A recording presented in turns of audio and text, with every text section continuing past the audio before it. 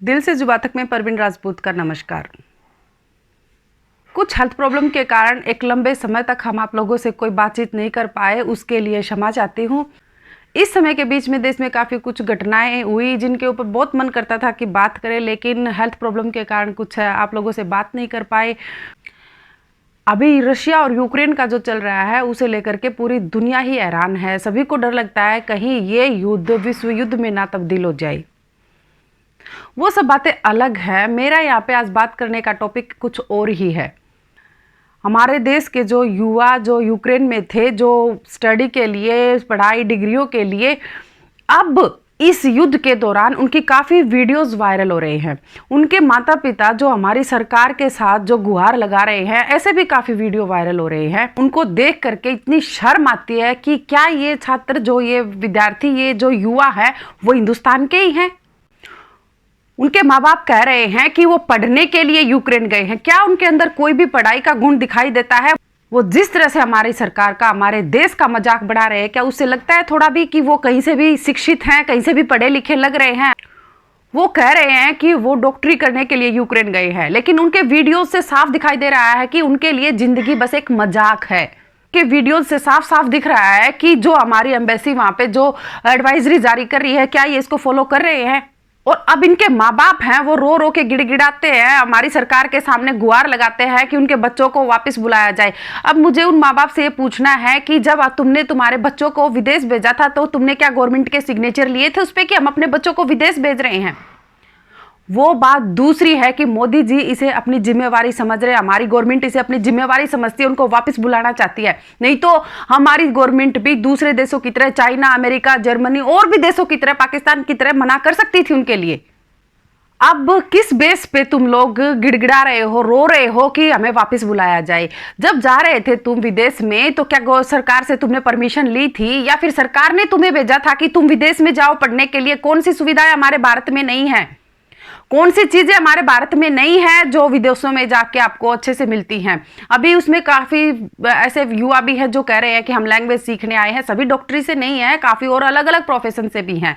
डॉक्टरी के लिए मानते हैं हमारे यहाँ पे सीटें काफी कम हैं और हमारी काफी एजुकेशन जो है वो, हमारी MBBS है वो काफी महंगी पड़ती है, लेकिन और जो प्रोफेशन है वो हमारे भारत में काफी अच्छे से है, उनकी सीटें भी अवेलेबल हैं और इतना खर्च भी नहीं है, लेकिन फिर भी वो विदेशों में ही क्यों जाते हैं? क्यों? उनको अपने नाम पे ठप्पा चाहिए विदेशी का, इसलिए ना। अब वो फिर रो क्यों रहे हैं? अब जब तुम अपने पैसे से वहां पे जा सकते हो, पढ़ाई कर सकते हो, तो तुम्हें अपनी सरकार का कुछ पैसा बचाना चाहिए और अपने पैसे से भी तुम अपने वापस आ सकते हो। अब क्यों बात करते हो कि तुम्हारी टिकटें फ्री होनी चाहिए? जो युवा यूक्रेन में डॉक्टरी करने के लिए गए थे, मैं उनसे पूछना चाहती हूँ कि हमारे देश से तो तुम्हें कोई लगाव था नहीं, भारत से कोई लगाव नहीं था, इसीलिए तो तुम यूक्रेन में गए। अब यूक्रेन में जब तुम्हारी जरूरत है, वहां पे जो युद्ध हो रहा है, उसके अंदर जो जान माल की जो हानि हो रही है, उसमें सबसे ज्यादा जरूरत तो डॉक्टर्स की होती है। तुम अपनी सेवाएं वहां पे दो ना, प्रैक्टिस का टाइम मिलेगा तुम्हें। और एक बात मैं ऐसे उन युवाओं से और उनके घर वालों से ये बात पूछना चाहती हूँ कि अभी हमारे इलेक्शन थे, काफी स्टेट्स में हमारे इलेक्शन हुए हैं, तब जब उनसे कहते थे कि आप क्या, आपका बच्चा वोट देने के लिए आएगा, तो वो बड़े कॉलर ऊपर करके बोलते थे, नहीं हमारा बेटा तो विदेश में है, एजुकेशन ले रहा है, डॉक्टरी कर रहा है, ये सीख रहा है, वो सीख रहा है। तब जब तुम अपना वोट यहाँ पे नहीं देते, उसे तुम अपना अधिकार नहीं समझते, तो तुम्हें यहाँ वापस लाने का अधिकार क्यों? और रही बात सरकार से ये कहने की कि सरकार बहुत स्लो चल रही है, काम नहीं कर रही है, तो दूसरे जो तुम्हारे फेवरेट कंट्रीज हैं, जिनको तुम टॉप कंट्रीज बोलते हो दुनिया की, उन देशों में जाके देखो वो अपने लोगों के लिए क्या कर रहे हैं। जब तुम यहाँ पे अपनी सरकार चुनने का हक नहीं रखते, तो सरकार को गाली देने का हक भी तुम लोगों को बिल्कुल नहीं है।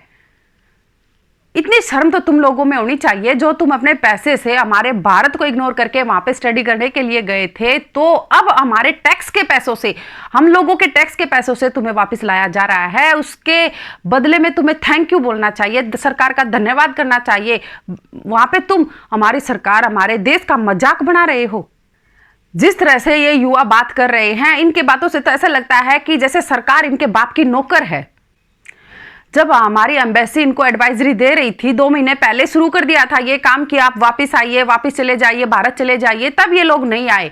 क्यों नहीं आए? क्योंकि इन लोगों की ये मेंटलिटी थी कि अगर ऐसी बात कुछ हुई तब हमारे माँ बाप भारत में थोड़ा शोरगुल मचाएंगे और हमारी सरकार हमें आधे पाधे पैसे में या फिर फ्री में अपने आप लेके जाएगी। विदेश में पढ़ने वाले इन छात्रों की जो ये मेंटलिटी है, मैं चैलेंज करती हूँ, ये ऐसे सोच वाले बंदे लाइफ में कुछ नहीं कर पाएंगे। ये क्या विदेश में जाके पढ़ाई करके नाम रोशन करना चाहते हैं, ये जिंदगी में कुछ नहीं कर सकते। शर्म आती है मुझे उन माँ बाप के ऊपर जिन्होंने अपनी रिस्पॉन्सिबिलिटी के ऊपर अपने बच्चों को विदेश में भेजा और अब कह रहे हैं कि हम भूख हड़ताल कर देंगे, हम धरने पे बैठ जाएंगे। क्या तुमने कभी सोचा उन माँ बाप के लिए जिन्होंने अपने बच्चों को आर्मी में भेज दिया, जिनको ये भी नहीं पता कि उनके बच्चे सकुशल घर वापस भी आएंगे या नहीं आएंगे, उनकी जिंदगी में आगे क्या लिखा हुआ है। पूछिए उन माओं से जाकर के कि जिन्होंने अपने बच्चों को, अपने लाल को अपने कलेजे से लगा के जिन्होंने पाला और उन्होंने सरकार को एक गिफ्ट के रूप में अपने बच्चों को दे दिया कि अपने मातृभूमि के लिए कि जिंदा रहे तो घर आ जाएंगे, नहीं तो देश पर नछावर हो जाएंगे। क्या कभी देखा है उन माँ बाप को जिनके एक या दो ही बच्चे होते हैं और उनको भी वो आर्मी में देश की सेवा के लिए, देश पर मन मिटने के लिए भेज देते हैं। अरे तुमने तो अपने बच्चों को विदेश में पैसे की मशीन बनाने के लिए भेजा है। शर्म आती है तुम जैसे माँ बाप के ऊपर जो अपने बच्चों के लिए अब सरकार को धमकियां दे रहे हैं। क्या नहीं है हमारे देश में जो तुमने अपने बच्चों को इतना दूर विदेश में भेजा। हमारे देश में सब कुछ बल्कि इतना पावरफुल है कि अब तुम्हें इसका पता भी चल गया होगा। एक झंडे की मदद से ही हमारे इतने दूर से हमारे बच्चे हमारे घर तक आ रहे हैं। जब तुम्हें इस देश से कोई लगाव नहीं, इसके सम्मान की तुम्हें कोई कदर नहीं, तो क्या फायदा तुम्हें इसमें वापस आने का। तुम वही रहो ना, उसी देश में रहो, उसी में पढ़ो लिखो, उसी में नौकरी करो। उन माँ बाप को ये शर्म आनी चाहिए, उन्होंने अपने बच्चों को वो संस्कार ही नहीं दिए जो इतनी मदद करने पर, इतना एहसान करने पर अपनी सरकार को, अपने देश को थैंक यू तो बोल सके, धन्यवाद तो कर सके कि जो हमें जीवन दान मिला है वो आपकी वजह से मिला है। जिस देश की जनता को थैंक यू बोलना चाहिए कि जिनके टैक्स के पैसों से तुम आज सकुशल अपने घर वापस आ रहे हो। मैं ये सभी विदेश से आने वाले छात्रों के लिए नहीं कह रही हूँ, ये सिर्फ उन्हीं को कह रही हूँ जो यहाँ आकर के हमारे देश का अपमान कर रहे हैं, हमारी सरकार को गालियाँ दे रहे हैं। बाकी के वो युवा छात्र जो अपने देश का झंडा अपने हाथों में सम्मान के साथ लेकर के आए हैं और अपने देश को बोलते हैं कि पूरी दुनिया में भारत के जैसा देश नहीं है, उनको मैं दिल से नमस्कार करती हूँ। उन बच्चों का इस देश में वेलकम है जिन्हें अपने देश की वैल्यूज़ का अच्छे से पता है, जो उन्हें अच्छे से पता चल गया कि हमारे देश का पूरे विश्व में क्या स्थान है, क्या उसकी ताकत है और हमारे तिरंगे की क्या ताकत है, क्या अहमियत है हमारे तिरंगे की। इस मजाक उड़ाने वाली ब्रीड से हमारे वो युवा छात्र काफ़ी सम्माननीय हैं जिन्हें अच्छे से पता चल गया है कि हमारे इस तिरंगे की क्या ताकत है और इस देश का जो शासक है उसकी क्या ताकत है। तो वो दूसरे देश में जाकर के शिक्षा ग्रहण करने की बिल्कुल ही नहीं सोचेंगे और आगे आने वाले जो युवा हैं वो भी इस बारे में ध्यान से सोचेंगे। वंदे मातरम। भारत माता की जय। जय माँ भवानी।